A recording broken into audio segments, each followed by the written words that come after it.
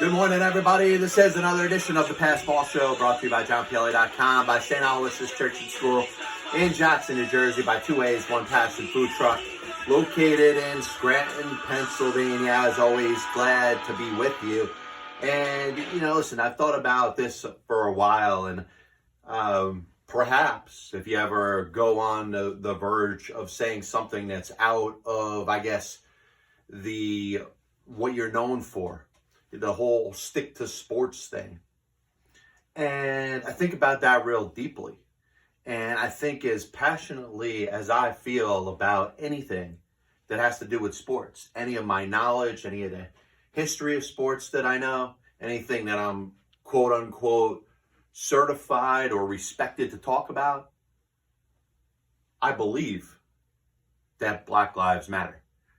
And it just comes off very easy to me, which is why I feel the need to bring it up and talk about it today, because apparently there is a perception that tries to take away the meaning of a statement, a movement, and something that means very much to this country. Black Lives Matter is not a black supremacist group. It's a movement to make sure that a black life is just as valuable as that of a white life. And history has shown, since this country has started and before it, that an average black person is not treated the same way as a white person. And you may say, John, just stick to talking about sports history. Sports history is intertwined with racism and discrimination and hatred towards a person that just happens to have a darker color skin than the majority. And it's not the same as all lives matter. In fact, all lives matter. If you say that, you're at least showing that you're ignorant to what has happened before our country for many, many years. Saying all lives matter is showing almost that you don't care about the movement and the fact that a black life should be treated just the same as anybody that happens to have lighter color skin.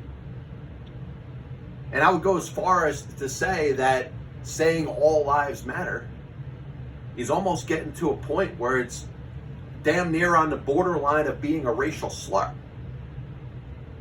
Because it's showing that you're so far out of touch and you're so ignorant to the fact that a person with darker color skin can walk out in the public and is automatically treated so much different than anybody else. And people will talk about protest and violence, and they'll try to swivel, they'll try to pivot to something else to take the distraction away from what the movement means. Oh, but they're protesting. Oh, but there's violence. And the message that I have for you is this: if you are treated unfairly for generations upon generations, and everything that you try to say, everything you try to speak falls on deaf ears, wouldn't you get a little unrestful at some point? The definition of civil unrest is when a community or a society or a group of people has had enough. And they may not necessarily be thinking about their actions, and it may not make them look good, but if you're quick to judge the action and not the reason behind the action, then you're just as much as part of the problem as anybody else. The reason that civil unrest happens is when simple things get ignored. And it doesn't get any more simple than to state that a black life has just as much value as any other life out there. And there should be no reason for a black person, whether they're American or they come from a different country, to be treated any differently because of the color of their skin. And it's just amazing that I have to bring this up. And then once again, that whole stick to sports movement, This isn't anything in addition to sports. This has run neck and neck with sports since sports inception. You could talk about the Walker brothers in the 1880s and how they were banned from the sport. You could talk about baseball holding out blacks for over 60 years until Jackie Robinson made his major league debut in 1947. You could talk about Fritz Pollard in 1920 in football becoming, along with Bobby Matthews, the first black football players, and then banished from the sport like they never existed. And then to have as much time go by without allowing somebody to play a sport just because of the color of their skin. And you can even make a case in baseball that it was more of a tactical or a business decision to say, hey, if we get all the best black players to play for our team, and I accuse Branch Rickey of this too, when it comes to Jackie Robinson. Hey, the more black players that Branch Rickey had that would come to his team first, the better the Brooklyn Dodgers would be as a baseball team. And it's just amazing that we're talking about this. And I will throw this message out there for anybody that's listening, that's watching right now, that's bothered by anything that I'm saying. If you really are bothered, turn it off, number one. And if you think that you're hurting me, you're hurting ratings, nobody listens to the show anyway. So I'm the last person that's going to be offended if you say that, hey, I'm a big-time sports fan and I watch your show, and I'm not going to watch your show because of what you just said. I don't need you. Nobody listens to this show. I use social engineering on YouTube to get my video out for more people so more people will click on it. It doesn't mean that people friggin' watch this show. So if you think you're doing me a disservice by not following my show anymore, trust me, you're not hurting me anywhere near how you think you are. Because this is not just about George Floyd. This is about the parents of black children that have to wonder when their beautiful little boy, their precious boy, the cute boy, the adorable little boy, he's going to go from being that to a threat.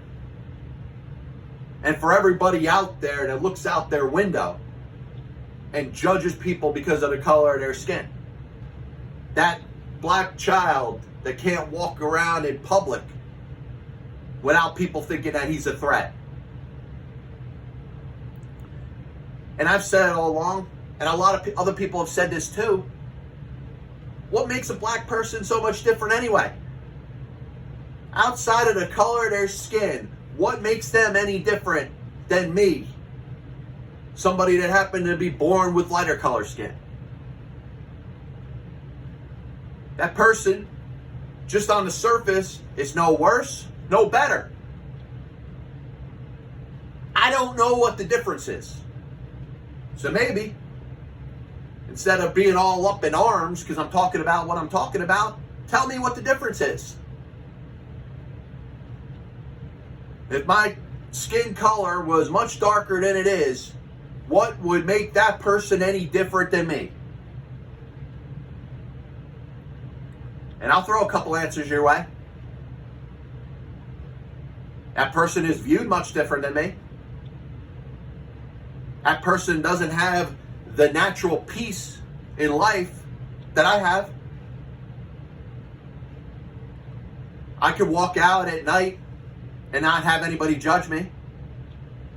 I could approach a group of people that I don't know and likely, in most situations, not be judged. But if I happen to have darker color skin, I would be a threat to people as I walk around at night. That's what this is about. It's not about anything else. It's about time that we invoke some sort of change. And instead of looking at this like some people do, like this is some black supremacist movement, it's not. And if that's the way you feel, you couldn't be any more out of touch. And if your answer is all lives matter, you couldn't be any more out of touch. Because it's not about everybody now. You know, I wish I wasn't born with the privileges that I have. And unfortunately, if you have lighter color skin, you're going to have an easier run through life. And if you don't believe that, it's just because you don't understand. And maybe you're lucky. Maybe you're fortunate. Maybe that's never been thrown your way. You've never had to face that as an adversity. But it's just sad to see that I live in a country where so many people don't get it. Do I think we've grown? Do I think we've come a long way? Absolutely. I think things have changed for the better. And I think this will only make us better. I think this particular movement has actually made more of a statement than a lot of the other ones that we've seen in the past. Is it going to change everybody? Probably not. Are there still going to be people that are going to judge people based off of the color of their skin? Absolutely. But it is time for a change. And like I said, this isn't about one man who had his life taken from him by a police officer for no reason. It's about all those other people that are no different than you and I, that are treated differently because of the color of their skin. They're looked at as a threat. They have mothers, they have fathers, they have friends, they have people that speak very highly of them. They're educated. They're no different than me. Yet they get judged differently. And that's why people are walking. That's why people, in some cases, have lost their minds and are probably acting out of character. Yes, there are bad apples everywhere. And I'm not even going to talk about that right now because it's not important. I don't have to justify somebody that is acting violent because they finally had enough. Have you seen that one of the last scenes in Higher Learning? Omar Epps' character watches his girlfriend get shot by some Nazi bastard. And he's flipping out because he wants to kill him. He wants to hurt that person.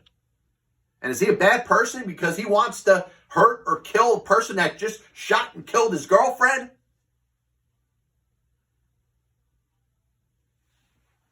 But that's what society tries to tell you.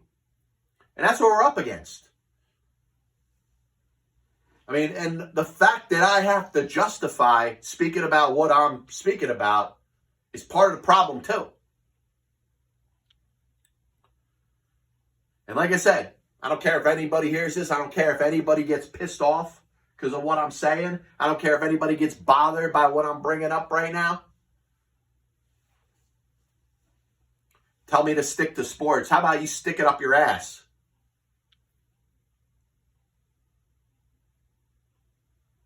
I can talk about hundreds of years of sports history that have been in favor of the white man and have judged people based off of the color of their skin. And that's unacceptable. It has to change.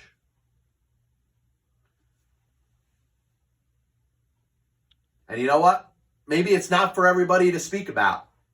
And that's the one part of it. And actually, if you go back to the Jordan documentary, one of the things that was brought up negatively about Michael Jordan was the fact that he didn't seem to speak about black rights and didn't want to make his success about success for the black people.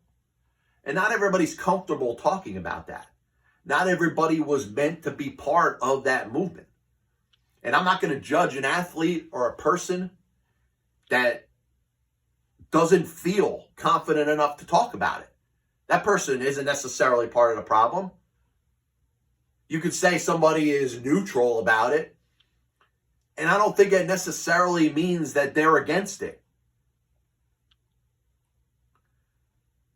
But I think the more people that speak out, the more people that claim to be neutral and haven't spoken out about it themselves may understand better. And I think that's the most important thing you could say. I'm not here to just hear myself talk. I'm here to hopefully reach somebody. Maybe somebody that sees what's going on in a different way. Maybe they're drawn to the news and all they see is the violence. All they see is somebody with a brick in their hand yelling and destroying property and looting and rioting. Because, listen, the media wants to go extreme at you. They want to throw the worst of the worst right in your face. And I'm here to tell you that it is not about that. In fact, some of the unrest and the violence is actually justified. And I'm not justifying hurting somebody. I'm not justifying killing somebody. But I'm justifying how somebody could have enough. A good person with a good heart can bang their head against the wall only so many times and have nothing happen and nothing change. And they finally lose it. They finally act out of character and they're looked at as a bad person. Remember Jackie Robinson, that first couple years that he played in Major League Baseball, he was essentially issued a gag order from Branch Rickey. He said, listen, it's not about fighting back. It's about having the strength enough not to fight back. Because if Jackie Robinson fights back, the general public goes after him and says anything bad that they could possibly say about him because he's fighting back. But if he doesn't fight back, it'll open the door for thousands and thousands of others. And once again, when it comes to the world of sports, we're still not integrated enough. For some reason, when it comes to coaching, a simple head coach position, whether it's in the National Football League or Major League Baseball, there are teams that have stayed away from it. There are teams that legitimately have a problem with hiring a black head coach or a manager. You go to johnpielli.com, there's a list of 11 Major League Baseball teams that have still never hired a black manager. There's a list on johnpielli.com of 9 NFL football teams that have never hired a black coach. And that's probably more embarrassing. You have more than 70% of your athletes, of your brethren, are black players. And 9 teams in the history of the National Football League have never hired a black head coach. And you've heard me talk about the Rooney Rule. The Rooney Rule is out there to hopefully bring more interviews with black candidates for head coaching positions, general manager positions, and now hopefully offensive and defensive coordinator positions. And the possibility came up a couple weeks ago that you would actually incentivize hiring a black coach by giving that team another draft pick, which I think is absolutely insane. It's like treating another life like it is a piece of property, or it's something that's more lucrative. Hey, I could bring in a coach and get a draft pick too. That's not what this was meant to be. It was to get the ignorance away from owners. And what I would suggest to do when it comes to head coaches in the National Football League, managers in Major League Baseball, I get a hold of those 11 teams in baseball that have never hired a black manager, and I'd say the next time you have a managerial vacancy, the Atlanta Braves, who have been around since 1876 and have never hired a black manager, hire a black manager. You must. Same thing with the St. Louis Cardinals, the Philadelphia Phillies, Boston Red Sox, Detroit Tigers, Oakland Athletics, Minnesota Twins, New York Yankees, Los Angeles Angels, Miami Marlins, Arizona Diamondbacks. Next time you fire your manager, which might be soon, might not be for a little while, next time you fire your manager, how about you have to replace him with somebody with a darker skin color? And in football, next time the New York Giants have a head coaching vacancy, they've been in the NFL since 1925, and they've never had a black head coach. How about the Los Angeles Rams that have been around since 1936 in some way, shape, or form? Whether it was with Chicago or in St. Louis. The Rams never hired a black head coach. Neither have the New England Patriots. When Bill Belichick retires, how about you put a movement in front of the Patriots and say, listen, the next coach you hire should have darker color skin. The Tennessee Titans, the Dallas Cowboys, both all been around since 1960. Same with the Patriots. New Orleans Saints, Seattle Seahawks, Baltimore Ravens, Houston Texans. Yet you don't hear about that when it comes to the media. Nobody's speaking out about anything about that. You can have as much of a history when it comes to a franchise. Baseball, think about it. Imagine in Major League Baseball, if there was still a team that had never had a black player. Think about the Boston Red Sox and Pumpsie Green in 1958 when they became the last team to integrate. They were actually under a little bit of pressure. The owner may not have wanted to do it, but he understood that whether he wanted to or not, it was something he almost had to do. How come there's no pressure or not as much pressure put on these baseball and football teams to hire that next black head coach or manager? Last thing we're going to bring up today, and as always, I'm happy to be with you. This is the Passball Show, brought to you by JohnPLA.com, by St. Aloysius Church and School in Jackson, New Jersey, by Two Ways, One Passion Food Truck located in Scranton, Pennsylvania. You know, it could be a lot different. And I do think anybody that happens to be white, happens to just be born that way, remember, you know, you're not shamed for being born how you were born. You know, when your natural reaction is to focus on the violence and say, why are people acting the way they are? Maybe a simple question. Maybe that simple question, hey, I don't know the answer to this, so let me legitimately ask why. Why do you feel that way? Why are you so angry? And you may learn something that you may not know before. You look at civil unrest and you want to say it's just a bunch of bad people that are doing bad things. Yes, there's bad people everywhere. If there's a brick on the side of the road, there's going to be somebody stupid enough to take that brick and throw it. But was that person provoked? Did that person finally have enough? Is that person tired of being looked at like they're a criminal when all they're trying to do is live the same life as you? And they keep telling me that that's okay. Because it ain't. Once again, this isn't about bad apples. Because there's evil in everybody. No matter what type of segregation you want to use, whether it's race, whether it's religion,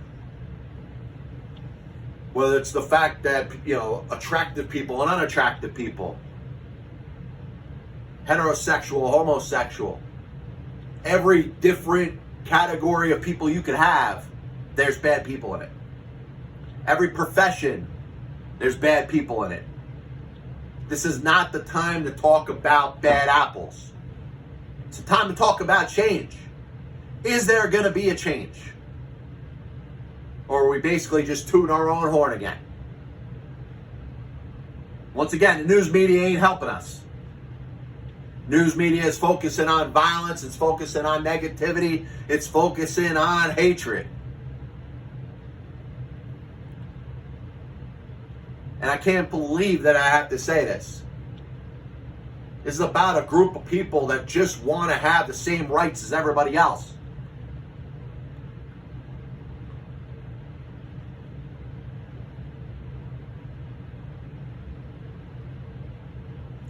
And sorry for the consistent silence, but I'm at a point where I'm actually lost for words. And I honestly, I can't shut up sometimes. But I'm completely baffled that we have to have this conversation. that asks that to some people be explained why people are upset.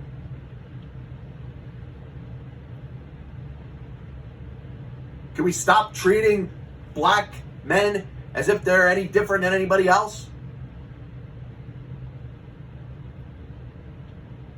Please? And like I said, if you don't understand civil unrest, I suggest you watch Higher Learning again. Because that scene at the end, and I know I said this earlier, but that scene at the end where Omar Epps has to be restrained from people, and he's basically looked at like he's a criminal, when he just wants to get at that Remy character because he shot his freaking girlfriend. Imagine how you would feel if that happened to you. Your wife, somebody for no reason, standing at the top of the building. And I know this was a movie, but it's not so far removed that things that have happened in everyday life in the history of this country. How would you feel? And then on top of it, you got people looking at, his character in that movie like he's the criminal. What did he do wrong? It's a black man that's happened to be angry. You don't think he had a reason to be angry? His girlfriend was just shot by some white supremacist.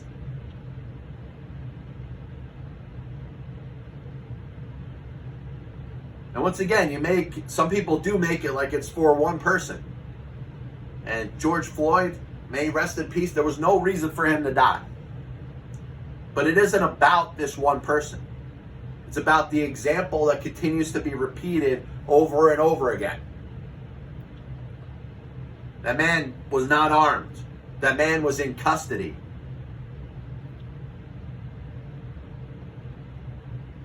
But that person with his knee over his neck couldn't leave well enough alone. And all I say, it's just time to treat everybody the same. And I know it sounds so insane that somebody would have to speak such simple words. Maybe I should say it slower. Treat people the same. Black Lives Matter is not some black supremacist group. Black Lives Matter is the message that a person with darker color skin, that person's life is important too. And that police officer did not share that same value in that black man's life.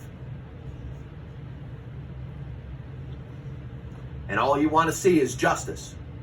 You want to see justice as it applies to any person out there. Along the board, if you commit the same crime, that was an unnecessary loss of life. And if you disagree, tell me why.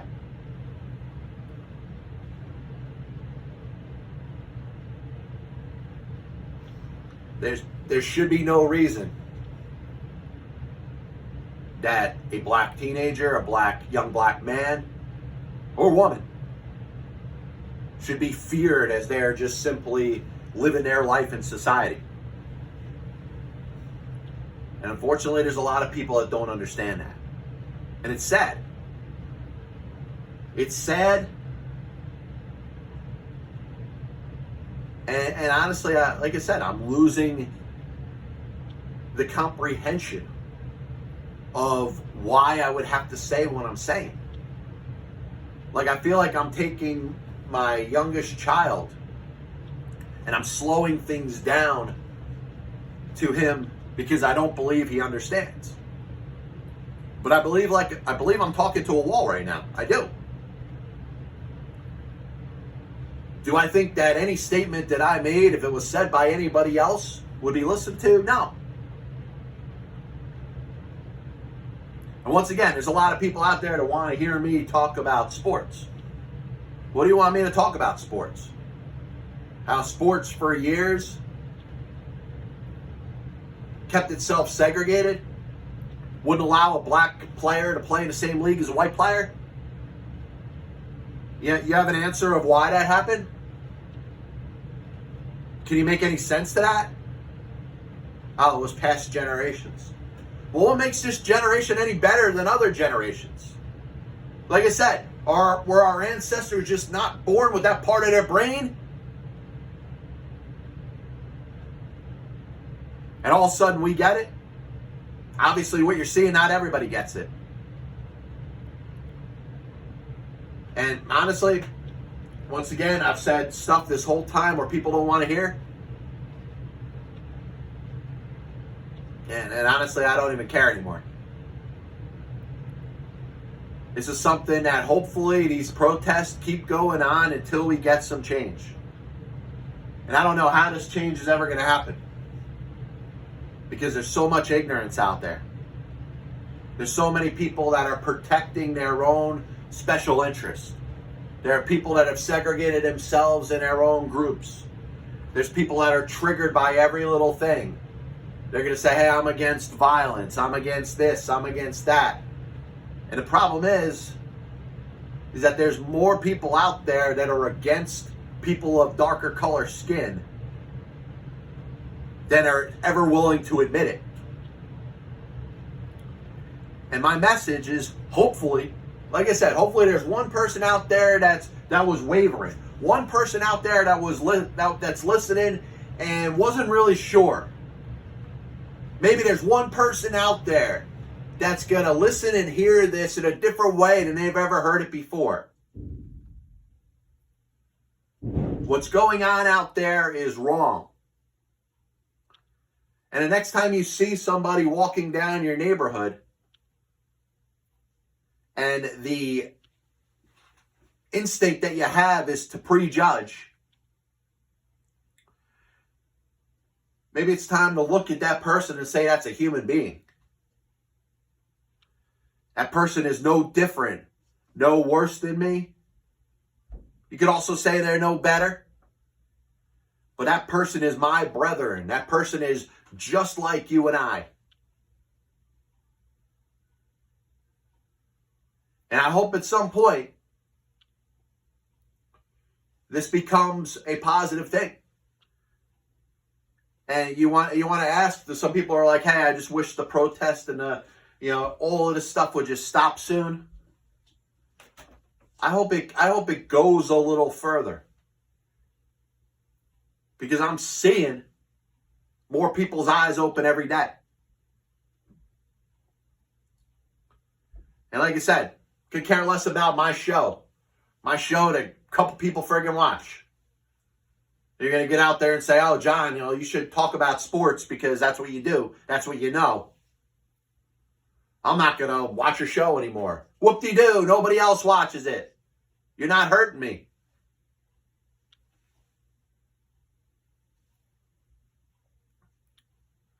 Let's make this world a better place. We have the ability to do that. Why do we look at each other as if we are so different? What is it that makes that person different? God never created anybody with the intention to be different. God created every single one of us as his children. Every last one of us. And mankind, somewhere along the way, decided to pick and choose who was different and who was superior and who was inferior. And that's disgusting. And we have the ability right now in the year of 2020 to change all that, to change that perception and make the world a better place. There's other countries out there, whether it's North Korea or China, anybody that you may consider an adversary of us right now as the United States of America. And I'm sure they're laughing at us. Like, they got people in that country that can't even get along. You got white people and black people that can't get along. We got Republicans and Democrats that can't get along. They got people in their own country that can't get along with each other. And maybe it's time that we start to look past the differences. Because you're not smarter because you notice a difference in what somebody looks like. Wow, John Pielli, he's a little chubby. Wow, that's a great observation. You're not any superior because you are able to point out the obvious. Maybe it takes a little more depth. Maybe it takes a little more intelligence. And maybe I've been the fool because I'm giving you too much credit that you're supposed to be smart. Maybe you need an education.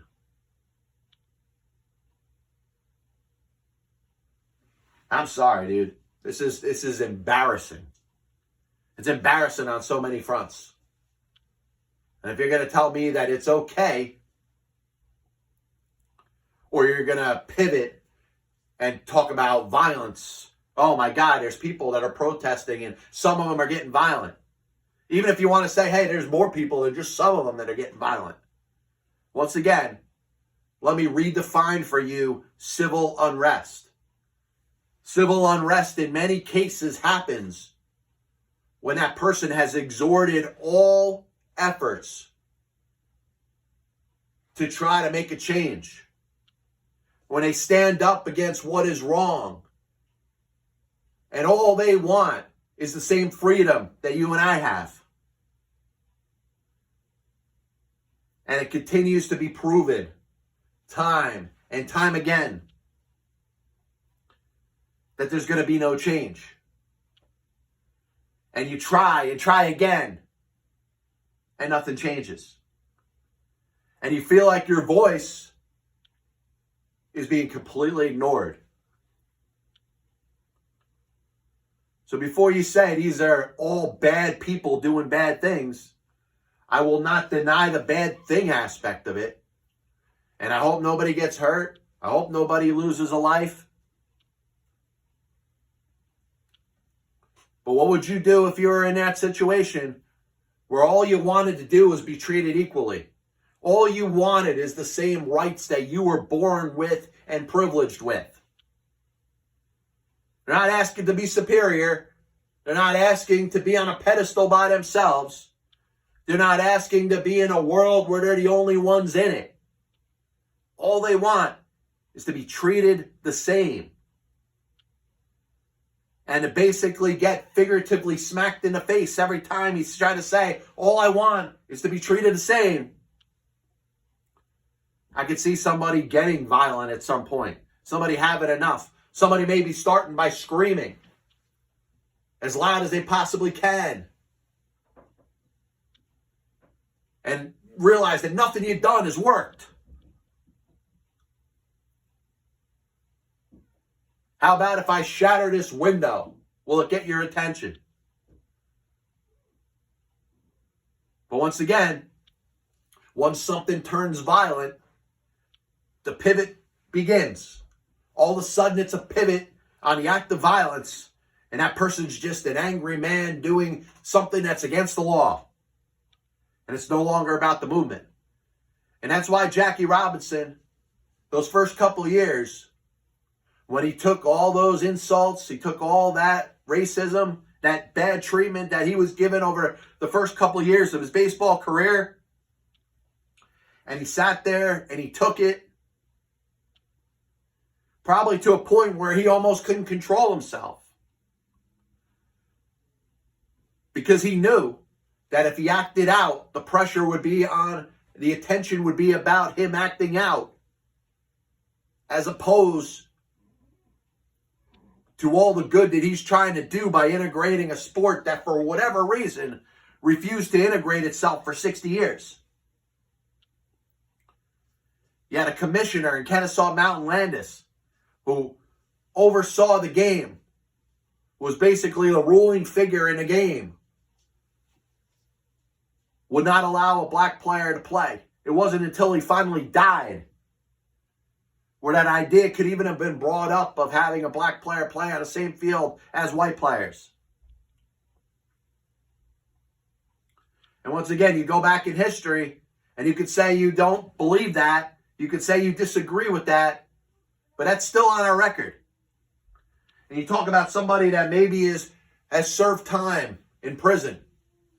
They have the chance to rehabilitate themselves. They have a chance to go back in their lives and do good. Make up for the mistake that they made. But the crime that they committed is still on their permanent record. It's still something that they have to live the rest of their lives knowing that they did. Well, guess what? If you're against racism, you still have racism on your record. You have ancestors that didn't handle things right. And that's never going to be forgotten.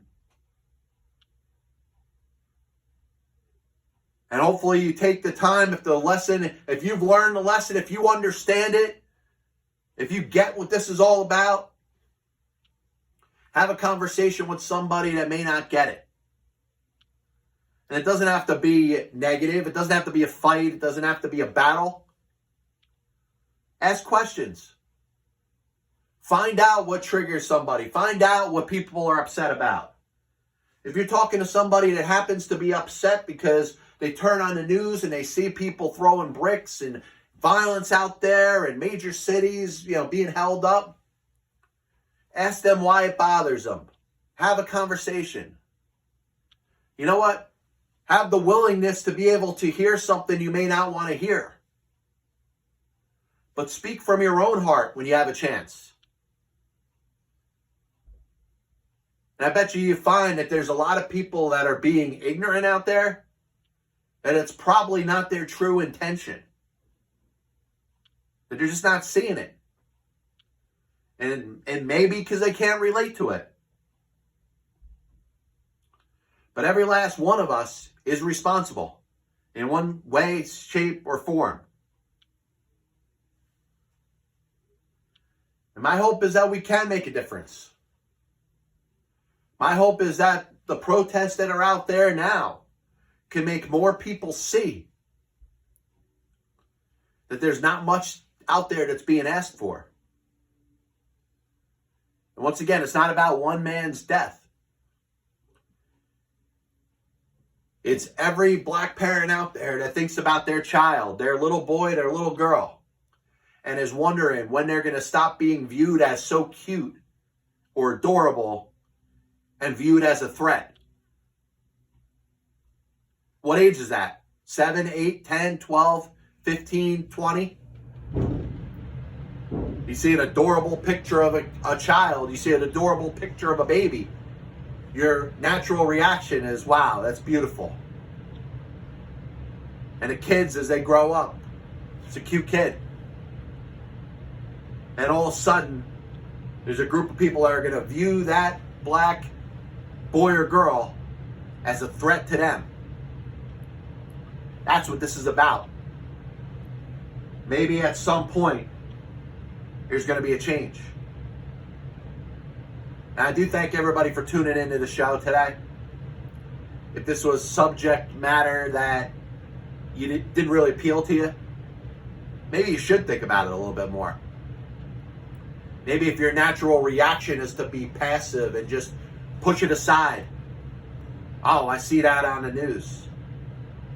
The news doesn't always have your best interest in mind. They're out there to get clicks. They're out there to get views. Newspapers are out there to sell more papers, to get more online clicks. Newscasts can't wait to get their ratings to see how many people tune in. So they're trying to do everything to get your attention. They don't necessarily care about what's right. And I'll close this with this. And I'll leave this question out there. I promise, anybody that gives me an answer, I will reply to you. What is the difference between somebody that has darker color skin and somebody that has white skin? What's the difference between somebody that's black and somebody that's white? I don't believe it has anything to do with DNA. I don't believe it has anything to do with organs or somebody's brain or somebody's intelligence. So I want to know from you, if you believe that there's such a distinct difference between somebody that's black and somebody that's white, maybe you could educate me. And maybe you could give an answer without sounding stupid. Be back with you next week. Now, I do have to mention Wes Unseld, Hall of Fame basketball player, great player. NBA history, the Baltimore Washington Bullets NBA champion, was in the NBA Finals 4 times. Like I said, Hall of Famer. But for a guy that was 6'7", he was a massive, massive rebounder. And actually, if you want to compare him to somebody that's contemporary, think of Dennis Rodman and his ability to rebound for being a little bit of an undersized guy. And Wes Unseld played against all the bigs. He played against Will Chamberlain. He played against Kareem. And he had a size disadvantage. He was a very, very underrated player. Always going to be remembered by that Washington Wizards franchise, which of course for many years was known as the Bullets. He passed away at the age of 74. God bless him. Godspeed. We'll be back with you next week. You can check out johnpielli.com. I got the interviews I've done with every Hall of Fame player that I've interviewed up on the site. I do have a list. All the professional baseball and football teams, the year that they hired their first black manager or head coach. And it'll show there's 9 NFL teams that have still never hired a black head coach. There's 11 Major League Baseball teams that have still never hired a black manager. Let's see if we can make a difference. Black lives matter. God bless you. And as always, I'll see you on the other side.